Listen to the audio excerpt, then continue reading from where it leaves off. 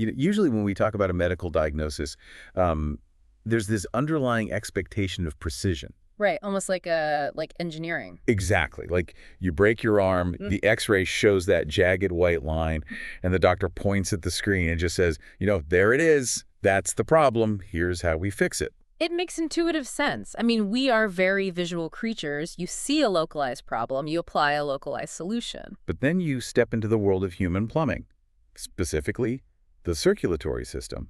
And suddenly, that clean, simple cause and effect relationship just, well, it gets entirely turned on its head. Oh, completely. It gets incredibly messy.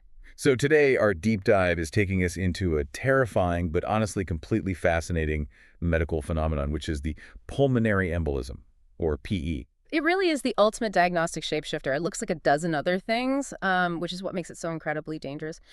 Right. And our mission today is to take the source material, which includes, pathophysiology notes, historical case studies, some really intense modern clinical debates, and completely redefine what most people think of as a lung disease. Because it's so much more than that. Yeah. We are going to expose the mechanical and chemical cascade of how a lodged clot actually cripples the body.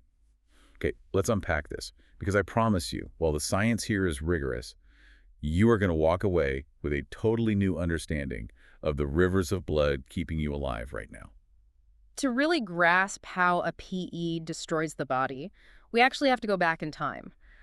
We have to correct a major 19th century misunderstanding about where this threat even comes from. Because before the 1840s, doctors had this very literal, almost naive way of looking at clots, right? Yeah, exactly. They would perform an autopsy, find a massive blood clot sitting in a patient's lung, and just assume it grew there. Like a tumor or something. Right. They treated it like a spontaneous local disease of the lung itself. Which goes back to that desire for intuitive simplicity we just talked about. Yeah. I mean, if you find the murder weapon in the kitchen, you assume the crime happened in the kitchen. But it was completely wrong.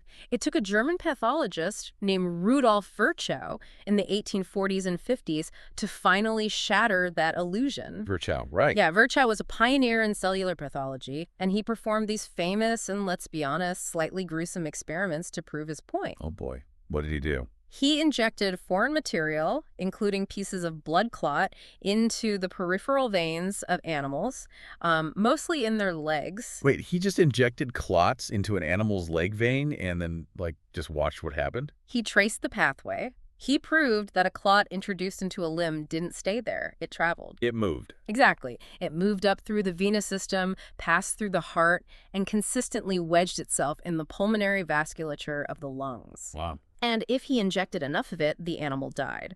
So he essentially rewrote our entire understanding of the circulatory system by proving that a plug could form in one place and kill you in another. He's actually the one who gave us the word we use today, isn't he? Yes, he is. He coined the term embolus around 1848, which comes from the Greek word embolos, meaning plug or stopper. A very fitting description, honestly. Out of his foundational work came the modern definition of a pulmonary embolism. Right.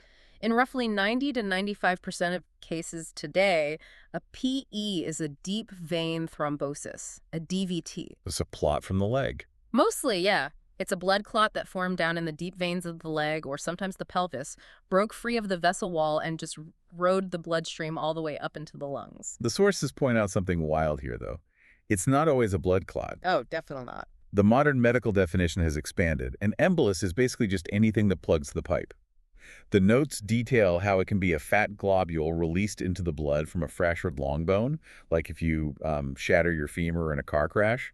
Right, the marrow fat just leaks into the veins. That is terrifying. Yeah. It can also be amniotic fluid entering a mother's circulation during a traumatic childbirth. It can be an air bubble from a central line placement, or even a fragment of a tumor that just snapped off and floated away. That distinction is crucial. The unifying concept of a PE isn't just a blood clot in the lung. It is the sudden obstruction of pulmonary blood flow by material that formed somewhere else. The composition of the debris matters less than the fact that it's blocking the flow. Exactly. To make this intuitive for you, listening right now, imagine it like this. It's like a piece of heavy debris floating harmlessly down a wide, slow-moving river. Okay, I like this. It's just drifting along, picking up speed as it enters the main current, until the river suddenly branches into a tiny, narrow creek, and the debris just violently wedges itself in. Bam.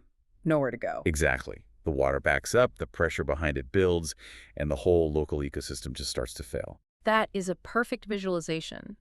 And to explain why that debris forms in the river in the first place, we still rely on what's taught in medical schools today as Virchow's triad. Still named after him. Still named after him.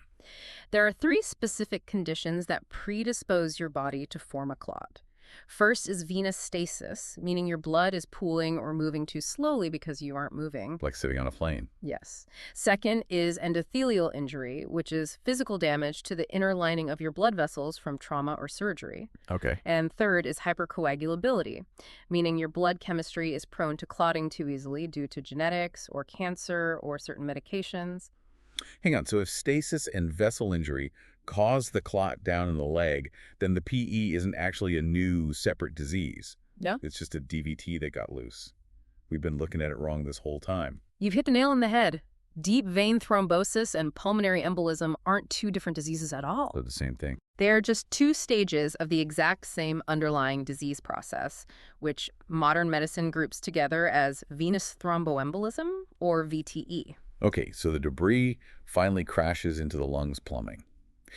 But the reason this is so lethal brings us to a massive plot twist in our sources. It really is a plot twist. It turns out a pulmonary embolism isn't really a lung failure. Not primarily, no. It's a mechanical crisis of the heart. Let's break down the mechanics here, because reading this completely blew my mind. It's amazing, right? It is. Your heart is essentially 2 totally different pumps sitting side by side sharing wall. The left side of your heart is the powerhouse. The heavy lifter. Yeah, it has this thick muscular wall because it has to pump blood to your entire body, your brain, your toes, your digestive organs. It operates at a high pressure, roughly 120 millimeters of mercury. It has to generate that kind of force just to push against the massive resistance of your entire systemic circulation. But the right side of your heart, the right ventricle, is completely different. Radically different. Its only job is to gently pump blood next door into the lungs, just to pick up oxygen. It's a low-pressure, high-compliance circuit. The pressure there is only about 15 to 20 millimeters of mercury. Very low pressure. So the right ventricle is thin-walled. It's kind of floppy. It's built for moving a large volume of liquid easily, not for pushing against high resistance. And this is where the mechanical disaster strikes.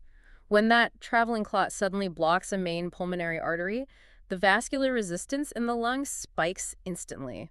Because the pipe is clogged. Exactly. So suddenly, this thin-walled, low-pressure right ventricle is being asked to push against a massive concrete wall. It is completely unaccustomed to this level of resistance. So the pump just panics and fails. Mechanically, it dilates. It literally stretches out like a balloon being blown up too fast, and it strains acutely. Oh, wow. The medical term for the specific right-sided heart strain is acute cor pulmonale. The pump simply cannot overcome the blockage. And what happens then? That leads to a catastrophic chain reaction called obstructive shock. The blood can't move forward through the lungs to get oxygenated, which means the left side of the heart suddenly has no blood to pump out to the rest of your body. So your blood pressure just tanks. It plummets. Wait, so calling it a pulmonary embolism almost feels like a deliberate misdirection. I know, right? If the fatal blow is the right ventricle stretching out and giving up, shouldn't we be thinking of this primarily as a right-sided heart attack rather than a lung disease? What's fascinating here is that you've just articulated the exact core paradigm shift that modern critical care medicine had to undergo. Really? Yes. It is fundamentally a right heart failure event triggered by a lung vessel obstruction. It is not primarily a disease of the lung tissue in the way that, say, pneumonia or emphysema is. The lethal factor is the heart. The thing that actually kills the patient is the heart giving out from the sudden strain. Okay, so if the heart is taking all this structural damage, what on earth is happening to the lung itself? I mean, it's the organ that actually has a physical plug stuck in its main pipe. Doesn't the tissue just immediately die? In almost any other organ in the human body, yes. Right. If you cut off the arterial blood supply to the brain, you get an ischemic stroke. If you cut it off to the left ventricle, you get a massive heart attack. The tissue dies, which is called an infarction. Blocked pipe equals dead tissue. It just seems like biology 101. The lung is the grand exception to this rule. It is one of the most counterintuitive, brilliant facts in human pathophysiology. I love this part. True pulmonary infarction, actual irreversible death of the lung tissue, only happens in about 10% of PE cases. 10%, that's it. How does the lung survive being completely cut off from its main blood supply? Incredible evolutionary redundancy. The lungs actually have a dual blood supply. Two separate supplies. Yes. They receive the massive volume of deoxygenated blood from the right ventricle. That's the main one.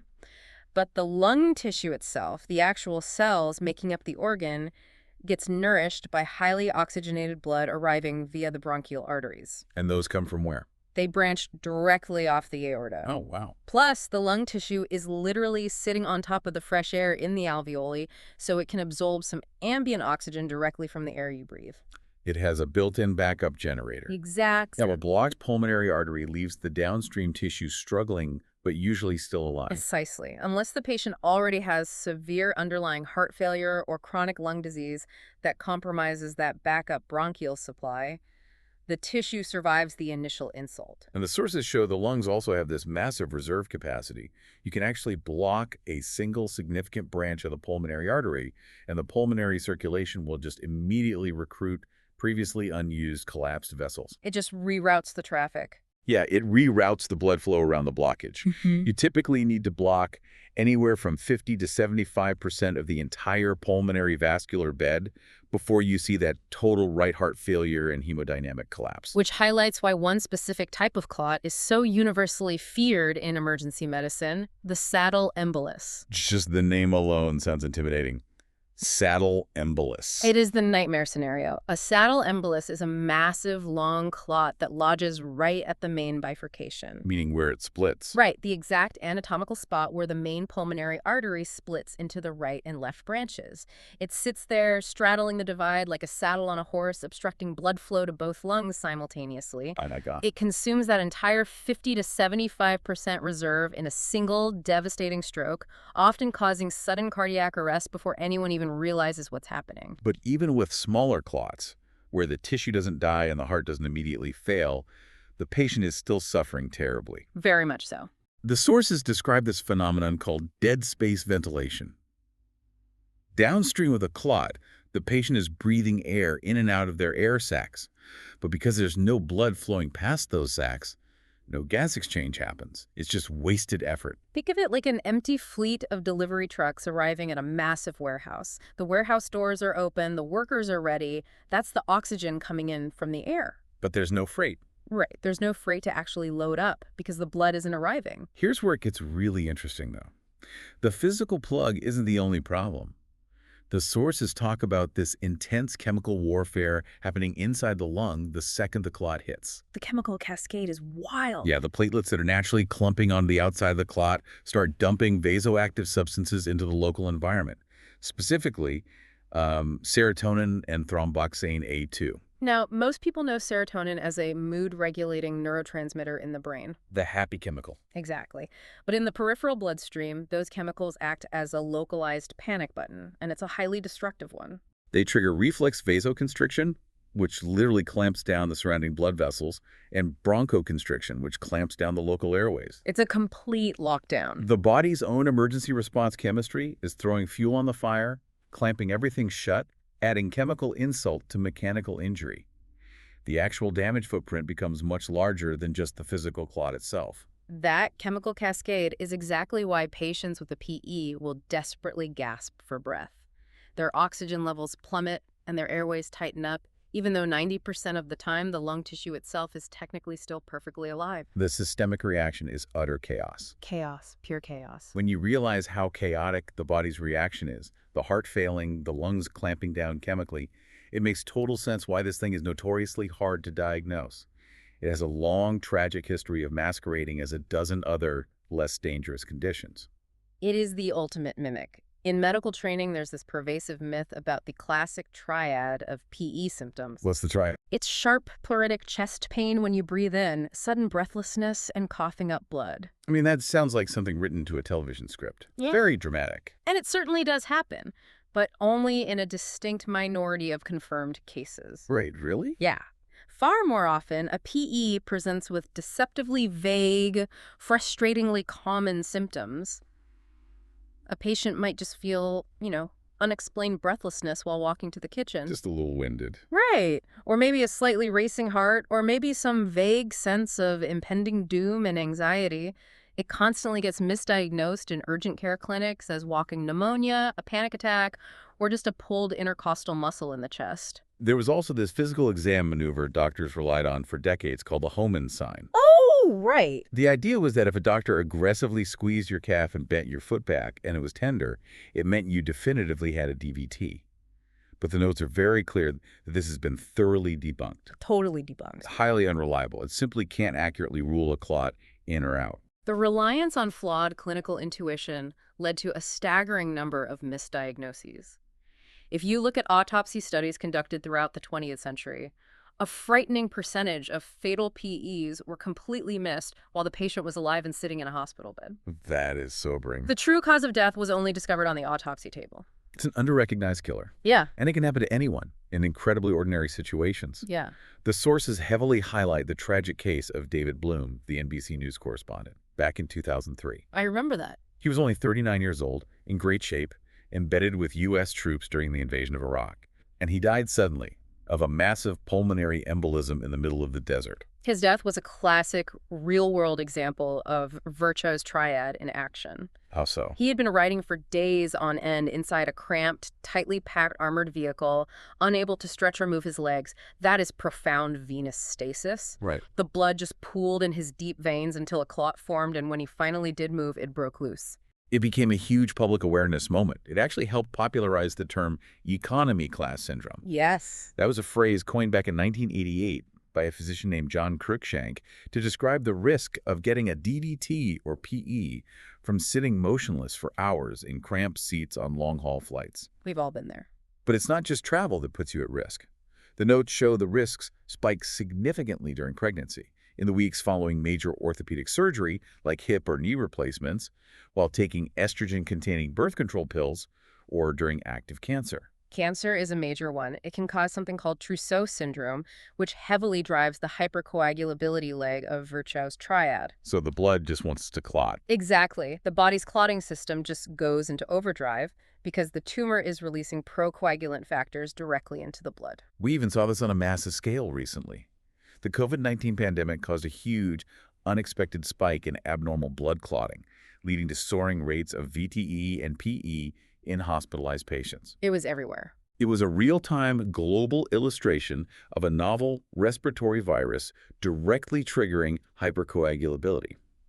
So I have to ask on behalf of you listening, if this condition can escalate from a vague symptom like anxiety to sudden cardiac death in just a few hours, how are everyday people supposed to protect themselves if even seasoned doctors are getting fooled by the symptoms?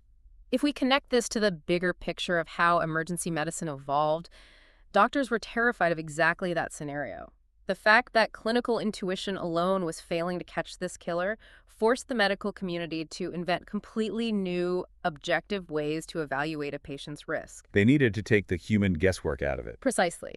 They developed rigid clinical prediction tools. The most famous is the Wells criteria, developed by Dr. Philip Wells in the late 90s and early 2000s. It's a scoring system, right? Yeah, it forces doctors to systematically calculate the risk factors for PE-like previous clots, surgery, or heart rate, rather than waiting for a clot to make itself blatantly obvious. They tally it up. Right, and you combine that score with a blood test called a D-dimer, which specifically checks for microscopic fragments of broken down clots in the blood, and you finally have a much better safety net. But to truly stop missing the disease, medicine ultimately turned to high-tech imaging. And this is where the narrative takes another crazy turn in the sources. It's a paradox, really. Because solving the problem of underdiagnosis accidentally created a massive new controversy. It's a classic case of our technology radically outpacing our clinical understanding of what to actually do with the information. Back in 1990, there was this landmark trial called the PIO-PACE study. They were testing how well these nuclear medicine scans, called VQ scans, could diagnose PE. The result was incredibly frustrating. Very frustrating. A high-probability scan was reliable, but most of the scans came back labeled indeterminate. The imaging just wasn't good enough to say yes or no definitively. The doctors were left in the exact same gray area. Which forced clinicians to find some clever bedside workarounds. For instance, in 1996, a cardiologist named Kevin McConnell discovered a highly specific pattern on an echocardiogram, which is an ultrasound of the heart. Okay, what did he see? When a massive PE causes acute right heart strain, The free wall of the right ventricle balloons out and stops moving. But the very tip of the ventricle, the apex, is tethered to the healthy left side, so it continues to contract normally. So the wall stops, but the tip keeps squeezing. Exactly. McConnell's sign. Yes. It became a brilliant, rapid clue that the heart was failing specifically because of a sudden PE, not some chronic condition they had for years. But then the early 2000s arrived, and CT pulmonary angiography, or CTPA, became the gold standard diagnostic tool. A total game changer. And CTPA is incredibly sensitive. It is so good that it spots these tiny microscopic clots in the absolute furthest, most distal capillary branches of the lungs. They call them subsegmental PEs. And finding those tiny specks sparked what is arguably the biggest live debate in pulmonary medicine today. The overdiagnosis debate. Right. In 2011, a major analysis in the New England Journal of Medicine argued that this amazing CT sensitivity has actually created a silent epidemic of overdiagnosis. We are finding microscopic clots that older VQ scans never would have seen in a million years. Clots that might never have caused a single symptom. Clots that the body's own natural enzymes might have just, dissolved on their own within a few days. Probably most of them, yeah. But because the doctor sees it glowing on a high-definition screen, they feel legally and ethically obligated to treat it. And the treatment is putting the patient on powerful blood thinners. Which is not harmless. Exactly. Those thinners carry a very real risk of causing a severe bleeding event, like a hemorrhage in the gut or the brain. This raises an important question about how we define a disease in the modern era. Does finding a microscopic clot on a scan mean the patient actually has a clinical disease that requires dangerous systemic drugs? Or is it just nothing? Right. Is it an incidental finding of absolutely no clinical consequence? The medical community still doesn't have full consensus on when to safely ignore them. The dilemma gets even more brutal with what they call submassive PE. Oh, this is the hardest call to make. This is a patient who has normal blood pressure, so they are technically stable, but their ultrasound shows their right ventricle is dilating and showing severe signs of strain. So the doctor is caught between two terrifying options. It's a nightmare scenario. Do you just watch and wait, using standard blood thinners, risking the clot worsening and suddenly killing the patient? Or do you aggressively treat it with thrombolytics, these powerful clot-dissolving drugs, and accidentally cause a fatal hemorrhagic stroke because the drug dissolved a scab in their brain? It's a brutal choice. That is an impossible tightrope for a doctor to walk. It requires immense clinical judgment. The MOPED and PYTHO trials investigated this exact dilemma over the last decade, weighing the risks of early clot busters versus conservative treatment, and the results are still fiercely debated at medical conferences today. There is no simple algorithm to follow. So what does this all mean? We started this deep dive thinking about a simple, localized lung disease, but we've discovered a complex, chaotic, circulatory bottleneck. It's a totally different beast. It's a disease that often starts quietly in the deep veins of the legs, weaponizes your own local clotting chemistry to clamp down your airways, and ultimately threatens to stretch the right side of your heart until it fails, all while masking itself behind deceptively vague symptoms. It is a profound, almost humbling reminder of how interconnected the body's mechanical and chemical systems truly are. And for you listening, understanding Virchow's triad isn't just medical trivia to sound smart at a dinner party. It is practical, life-saving knowledge. Literally life-saving. The next time you are on a long-haul flight or stuck in a car for a marathon road trip, remember venous stasis. Get up, walk down the aisle, flex your calves. Keep moving. Keeping that blood physically moving is literally the best defense you have against giving a rogue clot the chance to form. I want to leave you with one final, slightly chilling thought to mull over, drawn from the very end of the source material. We talked extensively about those tiny, microscopic, subsegmental emboli, the ones that might not cause obvious symptoms in the moment. What if you survive a small PE, but never even knew you had it? Like a silent attack that you just sleep through? Exactly. Because over a lifetime, repeated, tiny, silent emboli don't just disappear without a trace. They can leave behind microscopic webs of scar tissue in the delicate pulmonary vasculature. Oh, wow. Over years and decades, this scarring can fundamentally remodel the plumbing of your lungs, narrowing the pipes and leading to a severe condition called C-test chronic thromboembolic pulmonary hypertension. C-test? Yes. Your gentle, low-pressure lung circuit slowly transforms into a rigid, high-pressure danger zone. It really makes you wonder, how many silent battles is your own circulatory system fighting and winning right now without you ever knowing? Without you ever seeing a jagged white line on an X-ray to warn you, the muddy waters of the human body just keep flowing. Until next time.